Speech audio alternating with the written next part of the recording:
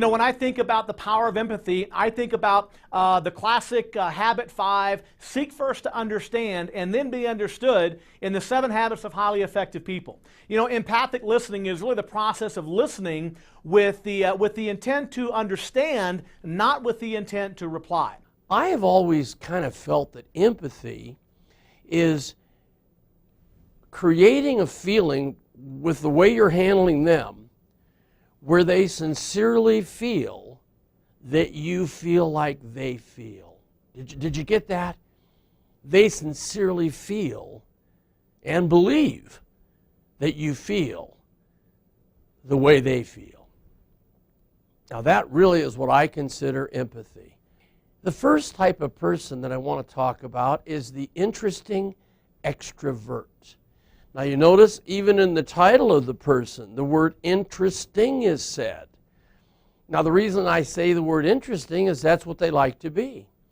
In fact, they're rather talkative people, they're outgoing, they love to control conversations, they are real talkers. They would fit the image, if you will, of what most people consider a salesperson to be. The opposite end of the spectrum of temperaments and personalities is the interested introvert. Interested introvert. Now this person is soft-spoken.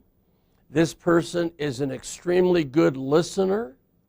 This person loves to let the other person have control of the conversation. This person comes across very, very empathetically towards the buyer.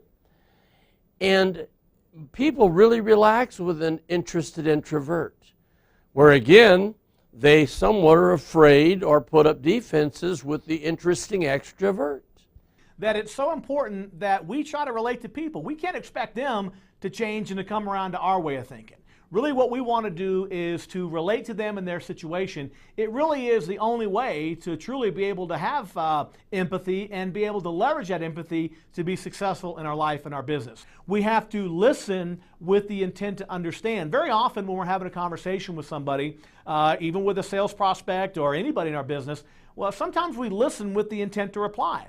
We're so busy thinking about what we're going to be saying, we're not paying attention to what they're saying, and we are listening with the intent to reply, not listening with the intent to understand. Habit 5 is the principle really to communicate effectively, and to do that we must first understand each other. So seeking first to understand. You know, one of the principles within respect, in respect, I guess, of Habit 5 is that we must first seek to diagnose before we can recommend. Now, it's a very simple axiomatic rule of thumb that when you're going to solve a problem for someone in sales, you have to truly understand that problem. You cannot diagnose a problem or recommend a solution to a problem without first diagnosing it.